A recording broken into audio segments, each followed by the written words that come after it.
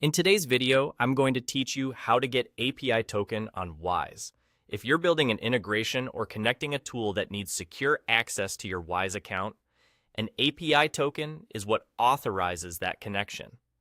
Think of it like a key you control. You decide what it can open and where it can be used. Once you're in your Wise account, look to the top right corner of the page and click your name. That opens a menu with your account options. From that menu, choose Integration and Tools.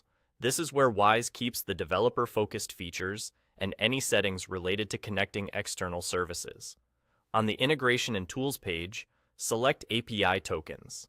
This section lists any existing tokens and is the place where you'll create a new one. It's a good idea to check what's already there so you don't accidentally create duplicates you don't need. Now click Add New Token. You'll see a form that asks for a name, permissions, and if you want, a list of allowed IP addresses. Start with a clear, descriptive name that tells you what the token is for, such as the system or project that will use it. Clear naming helps you recognize it later when you need to audit or rotate keys. Next, set the token permissions. This is important. Only grant the access that's necessary for your use case, nothing more. For example, if something only needs to read balances or transactions, avoid enabling permissions that could initiate or approve payments. Following the principle of least privilege keeps your account safer and makes it easier to manage tokens over time. Optionally, add allowed IP addresses.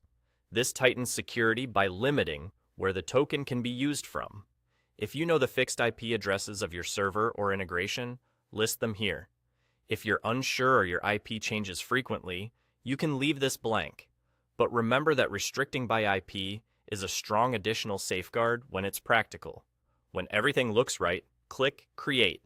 Wise will generate the token and display it. Copy it immediately and store it in a secure location, such as a secrets manager or encrypted vault. Treat it like a password. Don't share it in chats, emails, or code repositories. If it's ever exposed, return to the same API tokens area and revoke it, and that's it. You clicked your name, went to Integration and Tools, opened API tokens, added a new token, chose a clear name and the right permissions, optionally restricted IPs, and created it. You're ready to connect your application safely and confidently.